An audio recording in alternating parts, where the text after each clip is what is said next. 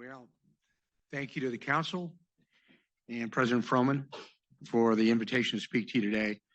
And thank you to the audience for joining this conversation. I see some friends in the audience that have been here before, Elliot, Doug, the rest of the team out there. And today I think we're going to be discussing what is arguably the most complex foreign policy challenge the administration is faced with, and that's ending the Russian-Ukraine war, the largest war in Europe since the end of World War II. President Trump recognizes this and has acknowledged the gravity and complexity of bringing peace to this war. In a December press conference at Mar-a-Lago, President Trump remarked that ending the Russia-Ukraine war would be, quote, even more difficult than resolving the ongoing Israeli-Hamas war and the turmoil in the Middle East, end quote. President Trump's assessment is well-founded. The Russia-Ukraine war has become the largest land war in Europe since World War II. The death and destruction is what could be called industrial grade. After 3 years of war, combined casualties on both sides have surpassed 1 million individuals. Think of it this way. Just on the Ukrainian side alone, more soldiers have been killed, the Ukrainians, than the United States lost in the Vietnam War and the Korean War combined. Russia has over 490,000 soldiers deployed to Ukraine, a force that is larger than today's active United States Army. Russia has destroyed Ukrainian cities like Mariupol, a city the size of Denver proper. The city of Izium, a city that I visited, a city of 70,000, now holds less than 20,000, where when I was there, cooking was done in the streets because of no electrical power. The hospitals were running on generators. Russia's actions have been a catalyst for a broader crisis throughout Europe, to include ongoing refugee, energy security, food scarcity, inflation, and defense readiness issues across the entire continent. I've seen the destruction of Russia's war firsthand, having visited Ukraine, including the Donbass region. While the kinetic action and direct military engagement of this war is bound to Russian and Ukrainian territory, this war is ultimately being waged by a competing alliance structure who are all proxies to this war.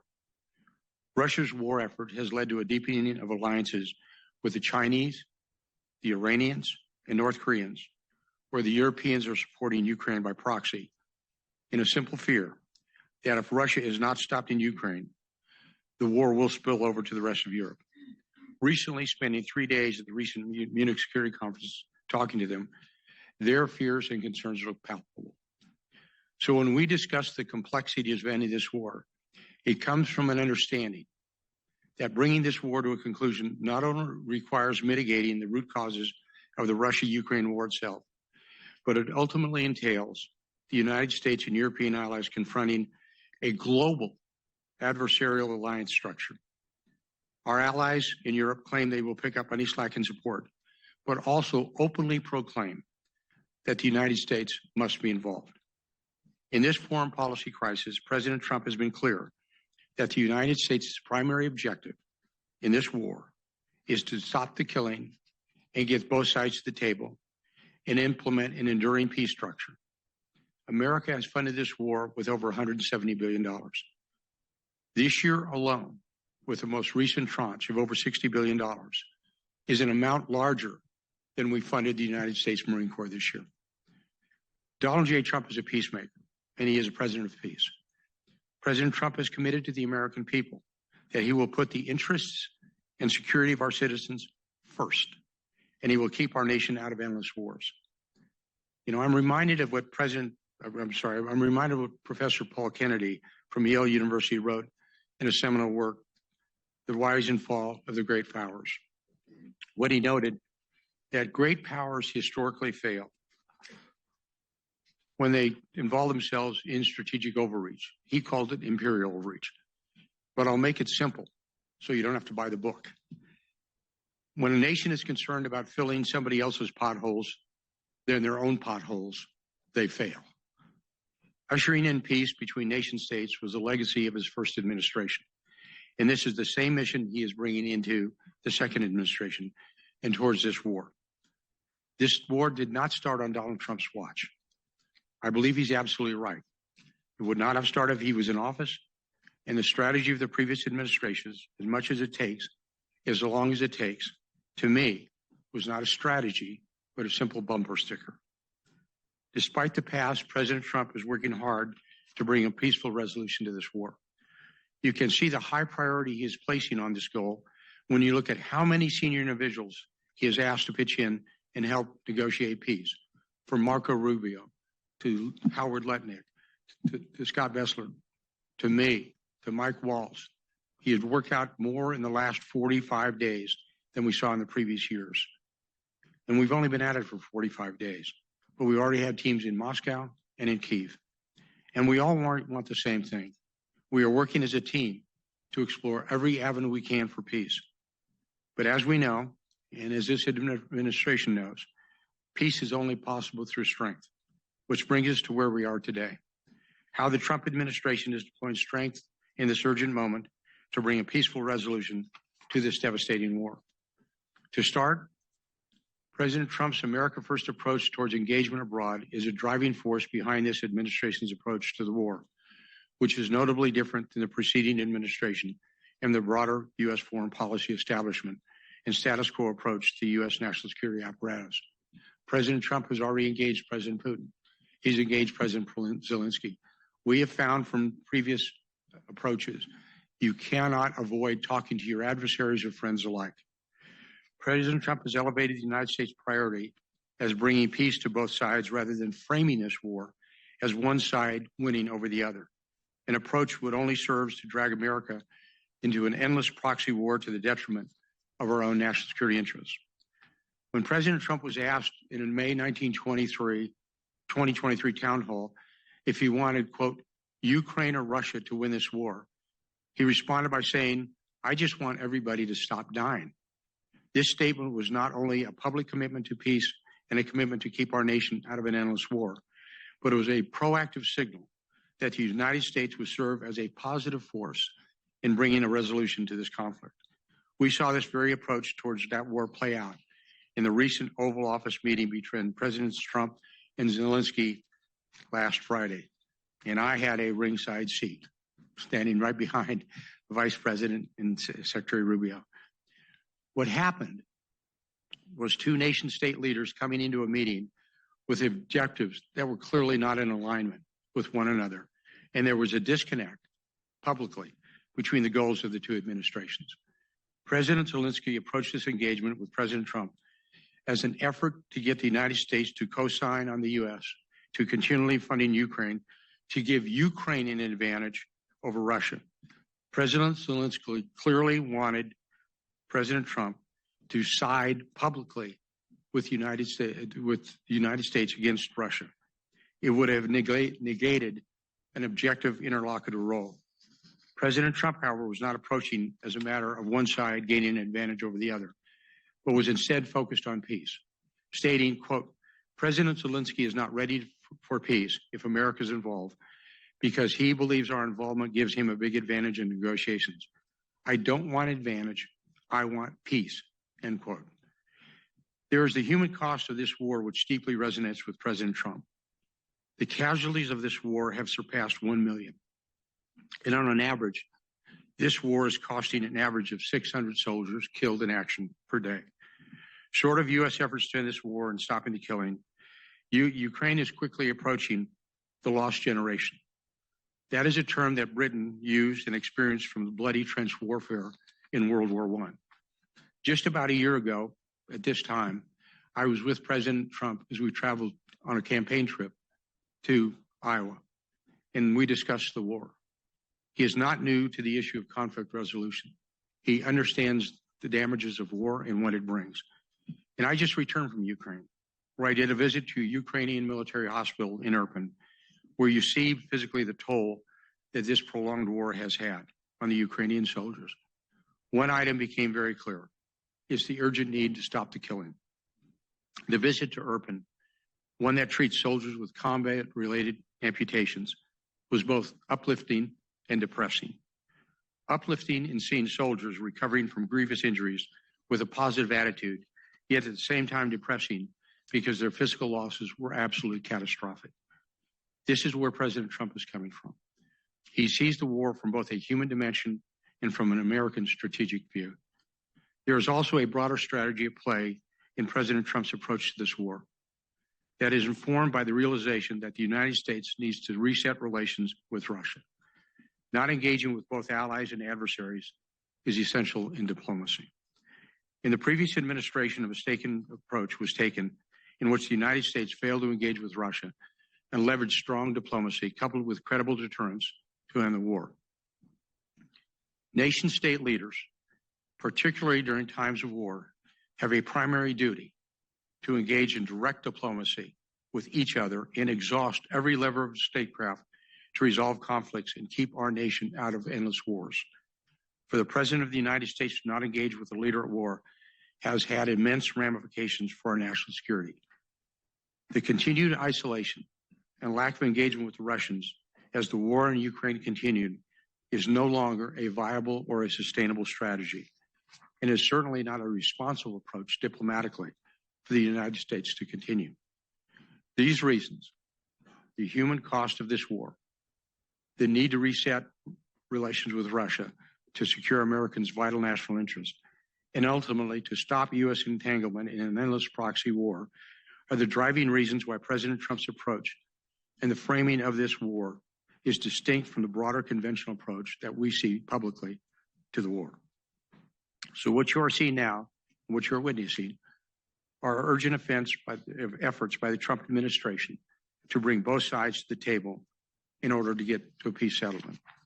And bringing both sides to the table means applying pressure points and incentives, sticks and carrots, on both sides to get them to the table and agree to peace terms.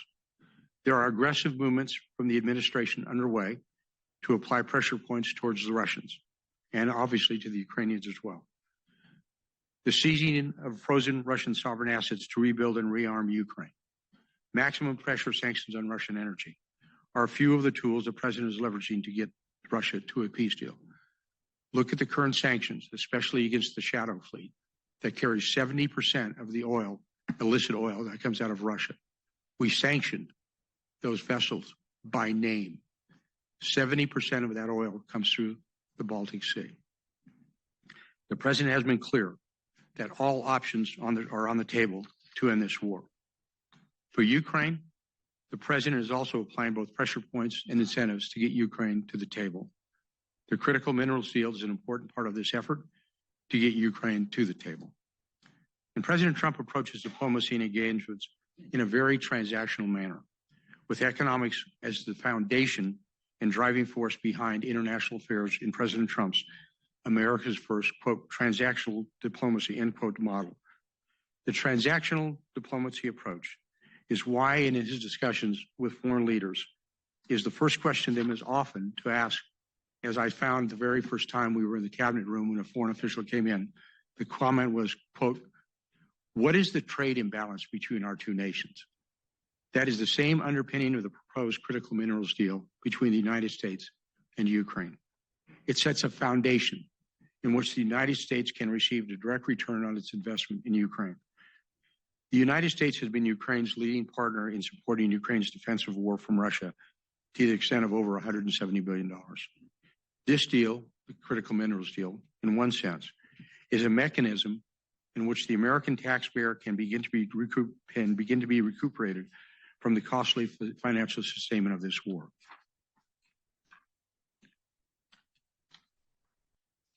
More broadly, however, this critical minerals deal also offers a partnership deal between the United States and Ukraine, which can underpin a security architecture for Ukraine going forward. If the United States has direct economic interest in Ukraine, then the United States has a direct and vested interest to protect its economic interests as well, which serves, in fact, as a de facto guarantee, a security guarantee for Ukraine. You will continue to see strong efforts from the United States to bring both sides to the table in order to reach an enduring and sustainable peace effort. We are at the early stages, and very candidly, the road will be bumpy. All peace negotiations are. But failure to end this war, now over 3 years old, could be consequential, not just in Europe, but the world as well. And thank you for having me, and I await your questions and the discussions.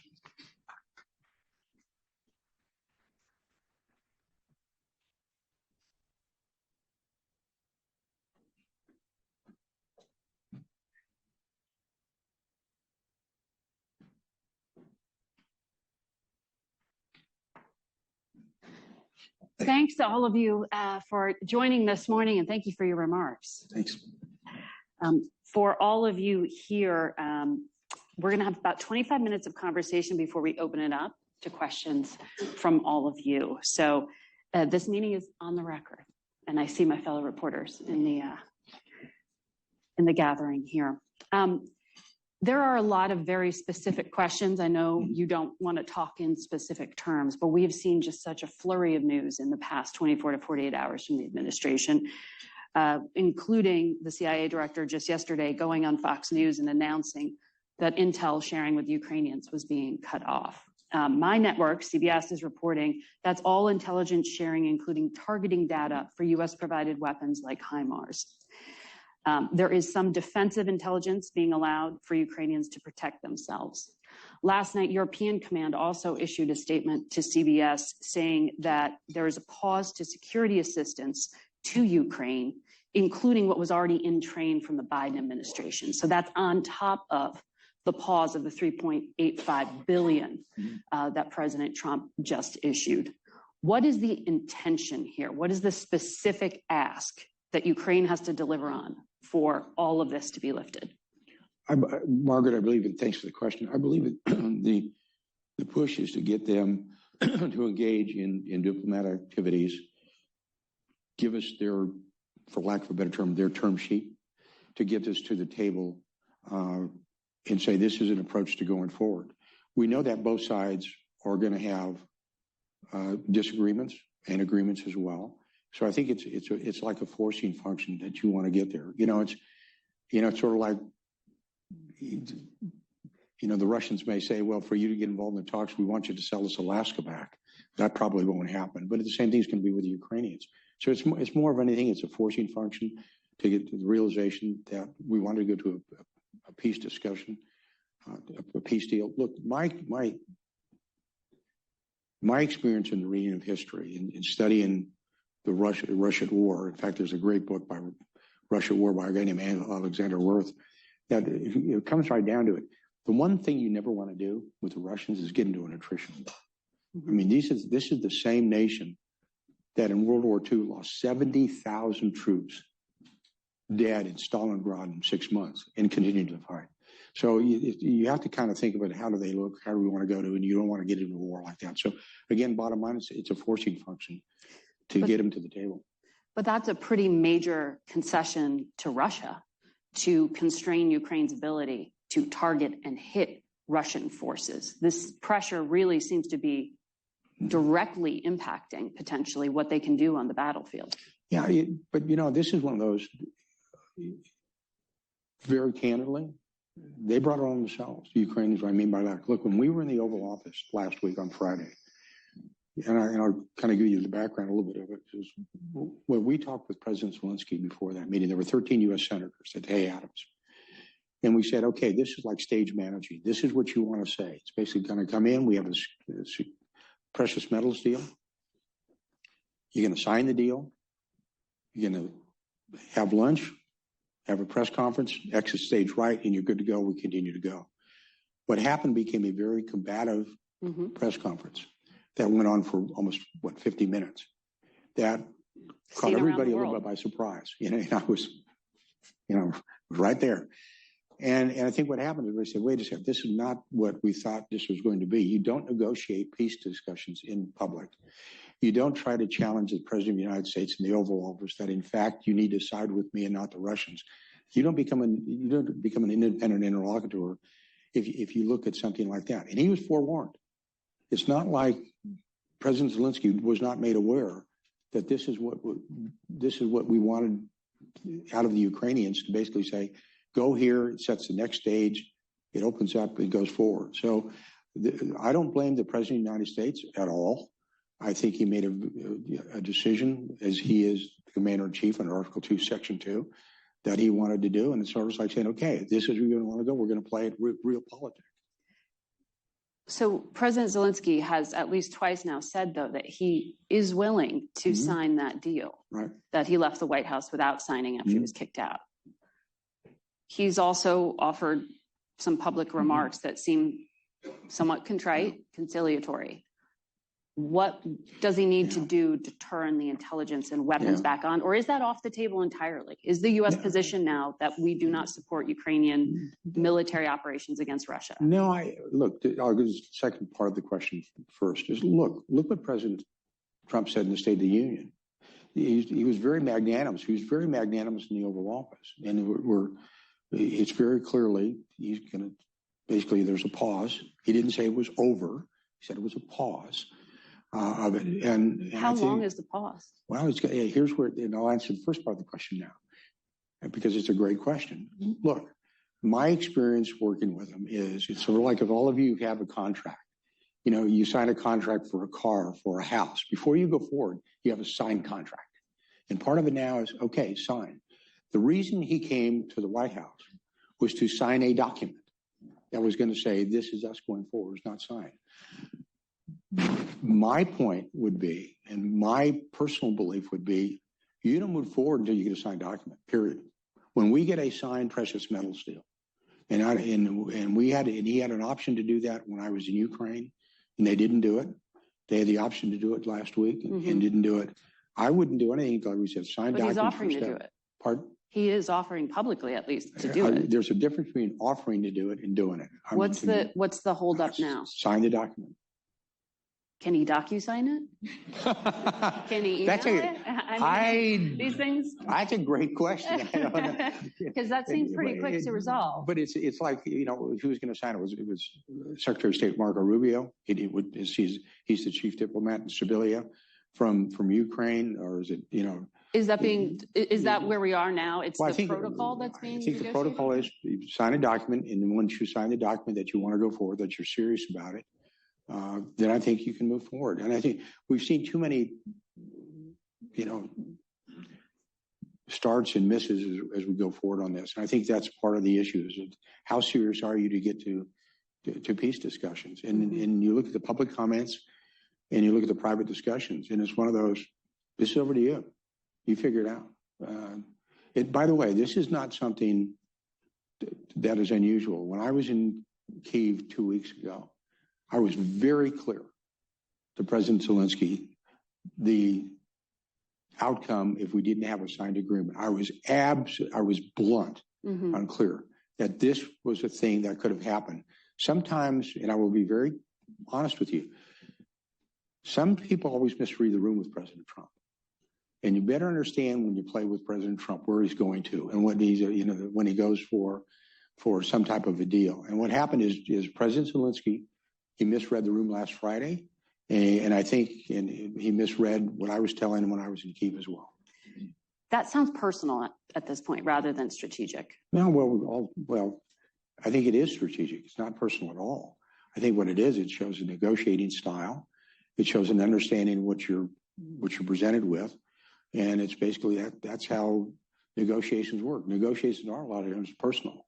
I mean, when you go back historically, when you look at negotiations, how they've been solved, they are done personally. You know, go back to what happened in the Treaty of Portsmouth with Teddy Roosevelt between then the Russians and the Japanese.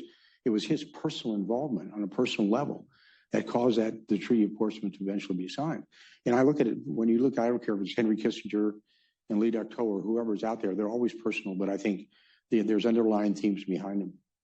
But to be clear, once we get through the protocol and the signing of this economic agreement, which is what the Treasury Secretary calls it, not a minerals deal, does the intelligence switch back on? That's up to the President of the United States. So it's not necessarily do this and this is the result. No, it's up to the President of the United States. I am not the President. I didn't get a single electoral college vote. It's up to the President. And he's the Commander-in-Chief, he's the President. And I would never, ever speak for the President. It's going to be his call. Well, I'm asking that because it's confusing, frankly. You know, I had the Treasury Secretary on Face the Nation on Sunday, and he had previously described the minerals and economic deal. He said, I was wrong when I called it minerals deal. He said it's an economic partnership deal. But he said that initially was a building block towards peace. After the Oval Office confrontation, he said, now we need peace before we see the economic deal. That was Sunday. I know things change really quickly, and there are a lot of cooks in the kitchen. But what is the position now? It still sounds like it's an open question if U.S. military and intelligence support for Ukraine will ever be turned back on. Is that right? Well, I look at the word and define the word pause. Pause did not, the President of the United States did not say it is ended. He said it is paused. That is transitional. And he is the one who makes the decisions. No one in the administration, none of us, should ever try to speak for the president. That's his call. And I would leave it up to him to make the decision when he thinks it's equitable or when a pause should be lifted. But to me, Margaret, I think he's got a great team of advisors around him, from Marco Rubio to Scott to Howard to Mike Waltz to that whole team that you see there. It's a synchronized team. We're all in sync together. We're all talking about it. The lines of communication are open, but we all say, one guy owns this, one guy runs the ship. You know, I'm a Westerner, and a Westerner, you've ever heard the term, you ride for the brand? You know, if you ride for the brand, the trail boss is Donald J. Trump, then you ride for the brand, you're with him. So you are based, you have an office at the State Department. And at the White House. And at the White House. Steve Witkoff, the envoy to the Mideast, is also now involved in the Russia portion of this. He also has an office at the State Department. And in the White House. And in the White House. Okay. How much coordination is there between the two of you? Or is this completely parallel? No, Steve's a great guy, and we've got a really good relationship. And my deputy, John Cole, and Morgan Ortegas, we're working well together. We talk well together. My offices in the state are on the 7th floor. His are on the 5th floor. I know where his offices are in the White House, and we're in sync together because we understand the importance behind it. And I think what's happened is because the relationship that Steve has on the Russia side, that also actually started because of MBS, Mohammed bin Salman, the crown prince in Saudi. And he brought in Kirill Dmitriev, who's the interlocutor with Russia. He runs the Sovereign Wealth Fund. And so he brought them together. So it made a lot of sense to strategically say, okay, with Steve, and I'm talking with Steve, Steve, you run this lane really hard, and I'll run this lane really hard. And we're like this together. We're talking about it, and we're sort of comparing notes that we want to be and providing that. And Marco Rubio made a great point when he was asked about it, because he was asked on a program about the special envoys. The beauty that Steve and I have is that's all our focus is. I'm focused on this and he's focused on that. We build our teams out that way, and makes it really good. So that's a long answer to a short question, but Steve and I are in sync. We're together. We talk. We're on speed dial with each other, and our messages are basically coordinated. So Envoy Witkoff was on Face the Nation recently when I was asking him about the 3.5-hour meeting he had with Vladimir Putin, which I think all of us would love to be a fly on the wall for that one. He said he went by himself. There was no foreign service or intelligence officer with him.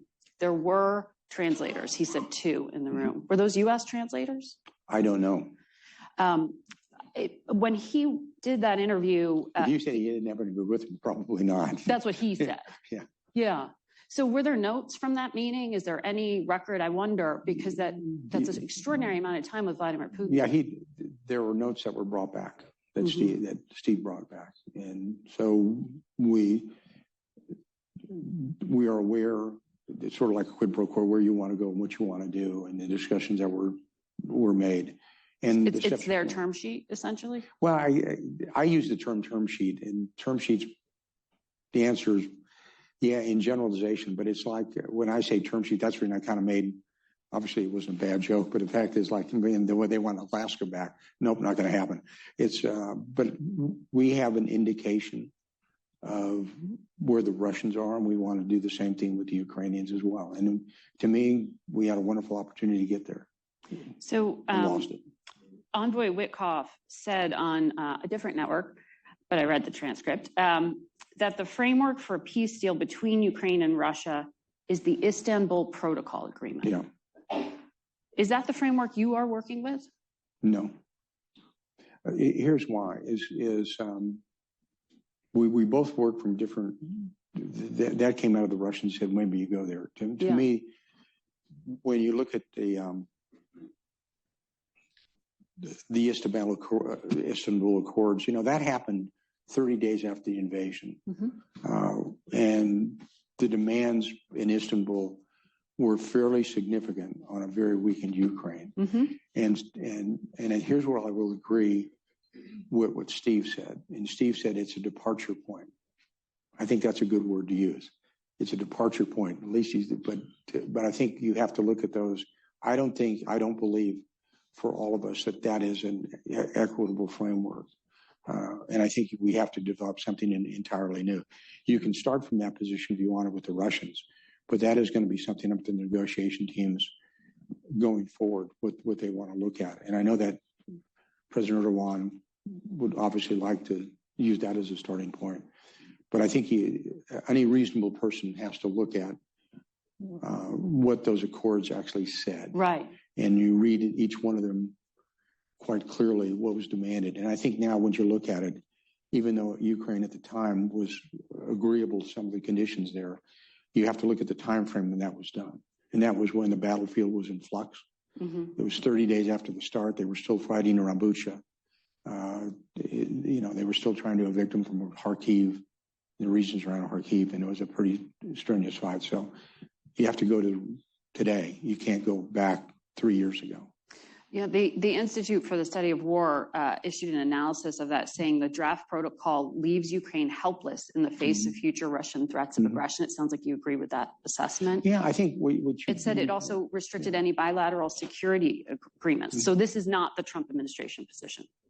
No, I think Steve made the comment as a general comment. It is not the Trump administration policy because they haven't made their policy. The president said this is where we're going to be because we haven't got to that point yet. That's what, I use it, I like the term sheet. We know that what the term sheets are going to be, and then you can, pivot from a known point and say, okay, this is where you're at. In your remarks, you use the phrase a credible deterrence to end the war. In your mind, and you have a military background, obviously, what does that mean? Because that could be interpreted as a security guarantee. Yeah, well, I think when you look at it, there's a tendency to default to kinetics. When you talk about a security guarantee, that means 50,000 or 100,000 or 80,000 troops right on the border, right on the line of contact. It is more complete than that. I think you have to look at it when you talk about security guarantees. It's not only the kinetic piece, the military piece, which is clearly important, but it's also the economic piece, the sanctions. What are you doing with the frozen Russian assets? There's 300 billion sitting in Belgium right now. What are you going to use those with? And primarily, that's oligarchs' money. Do you want to seize that? Pardon? Do you want to seize that? I think you have to have that President Putin needs to understand those assets they can't be seized as long as the Europeans are willing to do it. And that's going to be up to the Belgians to want to do that. But it's also diplomatic as well. And I think part of this process is it's an unusual process in the sense that we were not confronted with this 4 years ago. When 4 years ago you looked at North Korea, was think of a quad chart. The North Koreans were over here, the Iranians were over here, the Russians, were over here in working that issue, and the Chinese were over here. Well, now they're all together, and they're all together. You actually got a defense arrangement between the Russians and the North Koreans. North Koreans are fighting outside of Kursk right now. I mean, conceptually, you could see that if there's a war in the Korean Peninsula where over 20,000 U.S. troops are, you could see Russian troops fighting because that's part of the agreement. And I said, we weren't confronted with that 4 years. It's a brand new arrangement. And so what President Trump did before is he kept them all segmented. It's sort of like the game of whack-a-mole. That every time a mole would come up, you whack it down. Well, all the moles came up. And now we've got to figure, okay, how do we deal with this? And that's where you made the comment about geostrategically. This is not just a European problem. This is a global problem. And I think we have to approach it that way as well. You can't just isolate Europe.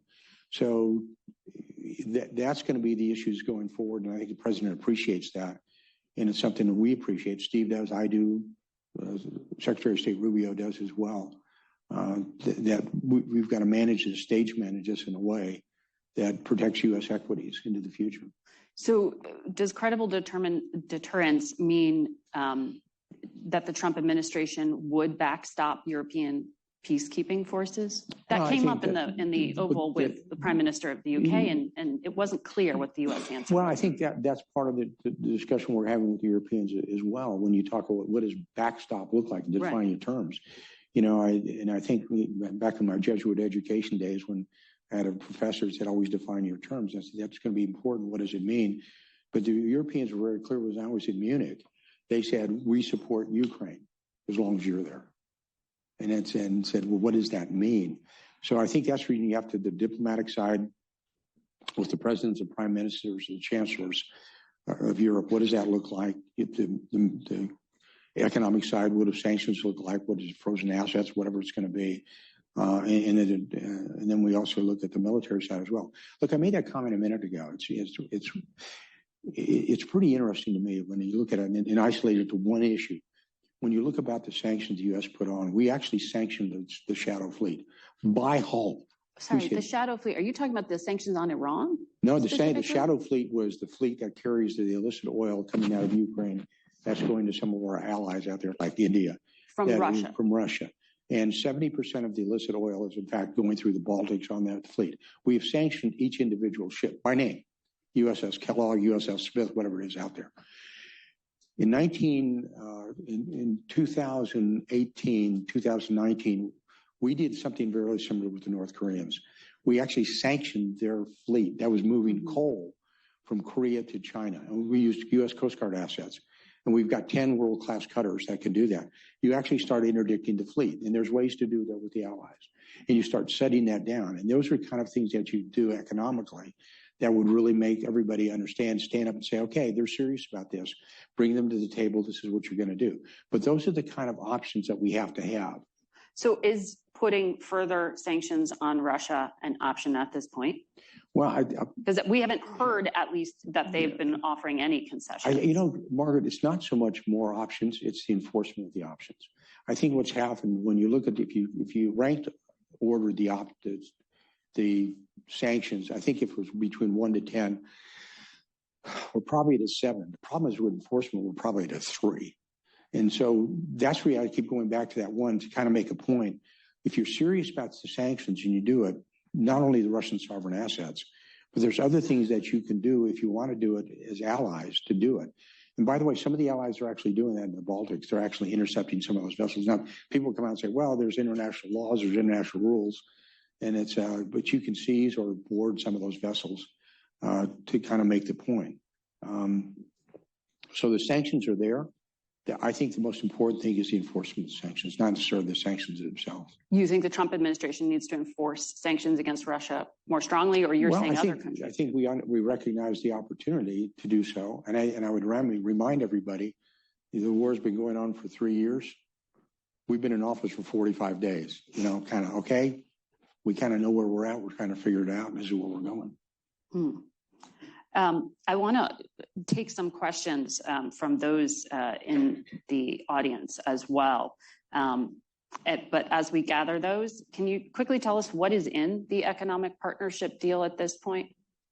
Well, the deal, when we talk about, and I'm going to be honest with you, if a precious metal hit me in the face, I probably wouldn't know what it was, but I do know what they are. And I think part of it is just not only oil infrastructure, but the rebuilding of that infrastructure, but also you're looking about some precious metals. And I use titanium as an example. Titanium they export it, we import it. And it's designed for a lot of things that we use in the defense establishment and the ability to reach and to use those. And here's the thing, and when I was talking to the president about it, I said, one of the things we probably ought to do before we really lock ourselves down is get the U.S. Geological Service to actually inventory that. Because the last time that those precious metals were even inventoried were done in the Soviet days. So you kind of taking a little bit of a leap of faith in what's actually out there. We do know that it's called the Ukrainian Crescent, and it's on the western part of the Dnieper River, that there's a huge crescent of those precious metal areas that are there. Some of them are also, by the way, in Russian territory, Russian occupied territory now.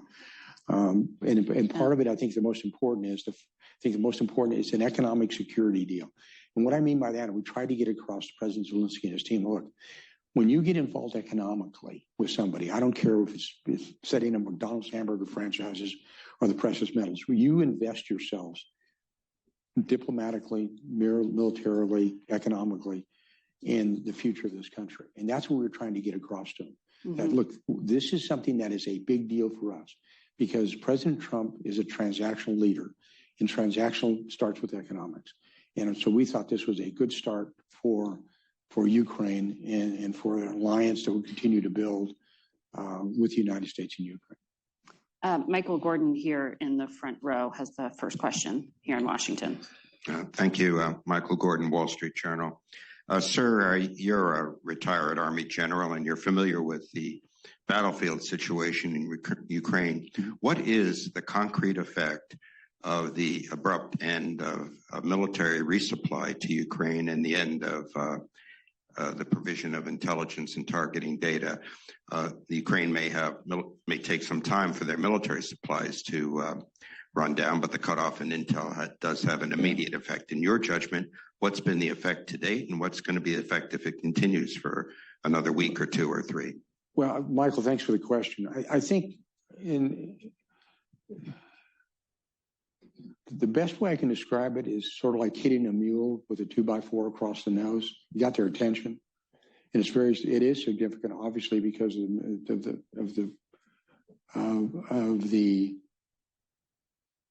the support that we give. Okay, but it's one way to sort of get your attention to do it. But it's a pause. It's not an end, and it's then up to them to do it.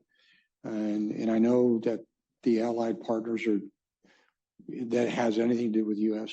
support as well are kind of paused as well. So anytime as a military person, anytime you displace assets, primarily from the intelligence community, it's pretty significant. And I'll use unclassified reports. There are certain reports that allow certain aircraft that allows people to see deep, that we basically said this is unclassified reports on the news that have been withheld out there. So it's like, okay, what do we see with their aviation assets, the Russian aviation assets? What does it mean? And I think that's important. But it's sort of like, okay, we're trying to get your attention. Okay, this is serious. This is what the sport means. They understand it. We had John Ratcliffe's counterpart, Malyuk, was here last week. He knows, Ratcliffe knows. I made it very clear when I was in Kyiv, the potential for this. It was almost like, well, okay, we hear you. Well, okay, no, we're serious. We're deeply serious about this. And it's not to let them know that it wasn't that we're not serious. We let them know that this president is very serious about it, and we're going to end this war. And this is one way to make sure you understand we're serious about it. So is it hard? Of course it is. But it's not like, Michael, it's not like they didn't know this was coming. They got fair warning it was coming. I told them, and they were told last week as well.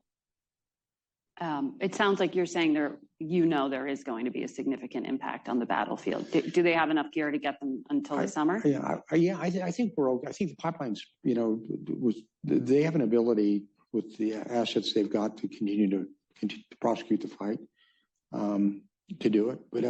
But let's be obvious. Let's be clear about it. I mean, as a military person, I don't care who you're supporting. I don't care if it's Uganda or Rwanda or whomever. If you take away support like that, of course it's important. We know that. But that's one of the reasons why it was done. It's almost like, can I give you an example, a personal example? And, I've got two granddaughters, and their nickname for me is Pop Pop, okay? And sometimes when I talk to them, I'll stray, I'll go over here. And they grab me like this, and they say, Pop Pop, listen to me, okay? This is one of those, listen to me. We're serious about this. And you need to understand we're serious about this. And this is one of the ways we made sure they understood. And I think as a result of that, they realize we're serious. And they need to get serious about it as well. That Michael, and to go back a week, that 50 minutes in the Oval Office was entirely preventable. President Trump was very magnanimous in that for the first 30 minutes. I'd ask you to go back and look at the tape, not once, but 2 or 3 times, and everything he did. And that went, as the term is, that went south real quick. Mm-hmm. Jill here in the center of the room. Thank you very much, General Kellogg. Jill Doherty from Georgetown University. I wanted to ask you about Russia. I believe you said that the administration has seen a change in Moscow. Could you define exactly what that change is? Because at least publicly, it appears that President Putin has the same demands now that he had 3 years ago, which would be essentially territory. They keep what they've got, even if they don't hold it. Zelensky goes, and no NATO. And there are probably others. But can you tell us specifically what is the change in Moscow? Yeah, that's it's a great question, because I think what you want to do, you have to,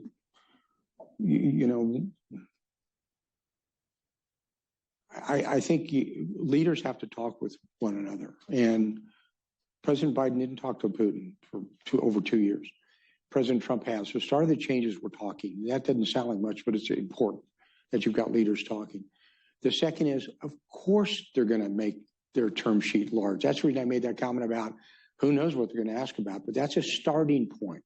It's not an end point. I go back at the start of the SALT negotiations years ago when I asked the leaders who were running the SALT negotiations. Ed Rowney was one of the guys who led that. And he said, understand how you negotiate with the Russians. When you come into a room, 2 doors, you come into a room. Americans come into a room and negotiate. We walk halfway across the room. The Russians come in, they stand on the side of the wall. So what do the Americans do? We go we go another quarter way across the room. And we understand how they negotiate. We know what's going to happen. But the fact is that their talking is very, very important. And I think that's the first step. So when you say there's a change, they're willing to talk about it. And I think, so it's not necessarily what the terms and conditions are. Look what President Trump has said about that. I mean, he's been pretty good about what he said. He said basically all options are on the table for the United States where it wants to go. And he's made that very, very clear to President Putin when he talked to him and when Steve Witkoff talked to him as well. So I think the very fact that you're starting to talk is important, because you don't know where they're at until you get that term sheet. And I think we've got a preliminary. We kind of know where they're coming from and knowing what they want to do. We kind of need the same from the Ukrainians. And then you kind of put them together and you say to the president, our president, okay, Mr. President, this is what it looks like right now. This is what the picture looks like. Now, this is where we think, as a team, this is where we think that you can give and take and where you want to go. So are we down to the absolute end state? No. But remember what President Trump said. He actually talked about the potential of getting territory back from the Russians. He said that. That's a public comment from him. So which territory? Pardon? Can you tell he us didn't say. It's almost like, remember the president said he was going to end the war in 24 hours. We didn't say what day, what year.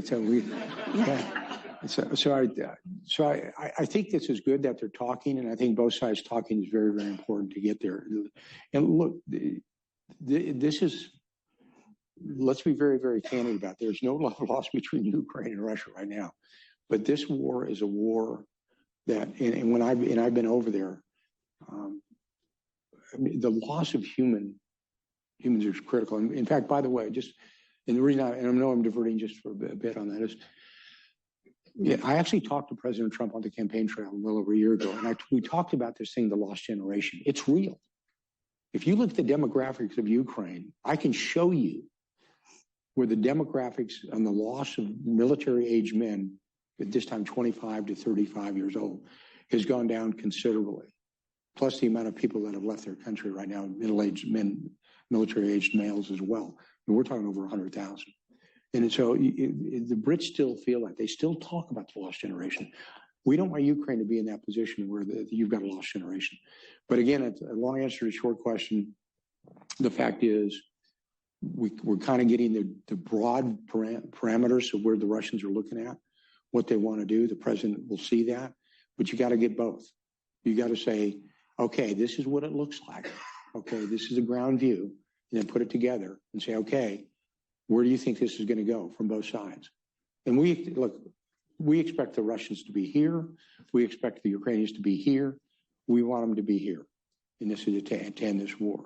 And there's long-term benefits for everybody, for not only the stability of Europe, but it's for us to, on a geostrategic level, it's a chance to break up this axis that we currently see that is global in nature, which is a real threat to the United States of America. Carrie had a virtual question, I think. We'll take the next question from Stephen Pfeiffer. Thanks very much, General, for the discussion here. Steve Pfeiffer, I'm affiliated with Stanford University and a former American ambassador to Ukraine. Sir, you talked about carrots and sticks. It does seem like the United States is applying some very heavy sticks against Ukraine with the cutoff of intelligence and the suspension of arms. Can you talk a little bit more, though, about the sticks we're applying on Russia? Because at least publicly, the Russians seem to be the much more recalcitrant party with a very inflexible negotiating position.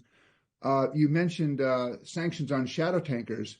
Has the Trump administration sanctioned additional tankers? You said something about seizing assets. Are we now moving to seize the Russian frozen bank assets? But what are the sticks we're trying to apply on Moscow to get Russia to become more accommodating? Because right now it does look like we're leaning pressure really on the Ukrainians, but not on the Russians. Thank you. Okay, thanks for the question. Okay, and I challenge you with this. And it's almost a binary, it's a question with a binary answer. Do we have a term sheet from the Russians broadly?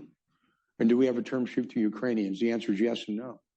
So when you look at applying the pressures, we understand the pressures, but we kind of understand the pressures we can apply. Again, I remind everybody, we've only been at this for 45 days to get there, but we know what we can apply pressures where they want to go to. But they reached out fairly fast. Steve Witkoff went to Moscow. Was able to talk with Putin for 3 hours. There was a call that was made between President Putin and President Trump. And we offered, when you talk about the pressures, the fact is, when the Ukrainians came last week, they had an invitation to sign a document in the Oval Office, have lunch they came to Washington, D.C., had that invite, and frankly, walked out of here with nothing. So I challenge your notion about who's being more reasonable right now, because when you look at what is happening, I don't see it the same way. I think that we're going to get there. I think the options are to apply more pressures. I think that's good. I don't think it's been done. But I think the opportunity is there to do it, and that's going to be up to the President of the United States. Okay. Do we have time for one more, Carrie? Okay. I'm getting a wrap on time up here, but it sounds like you have a lot of people here who want to talk to you. So Okay. I'm gonna leave it here for us today. Thank you all virtually for tuning in. Thank you, General Kellogg, as well, for your time and for taking questions. The video and transcript of the symposium will be posted on CFR's website, and you can join for session 2, Ukraine and the Future of European Security, beginning 15 minutes from now. Thank you.